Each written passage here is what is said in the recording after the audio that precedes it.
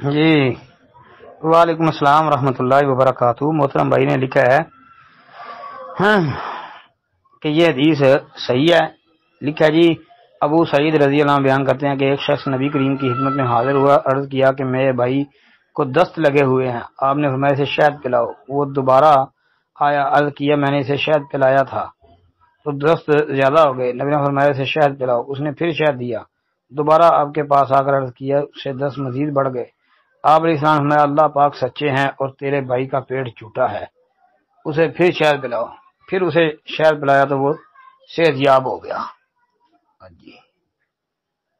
جی بھائی یہ روایت صحیح ہے جی، انشاءاللہ ثابت ہے روایت، یہ تو روایت درست ہے۔ صحیح بخاری کے اندر 5716 نمبر پر یہ حدیث موجود ہے۔ السلام علیکم ورحمۃ اللہ وبرکاتہ۔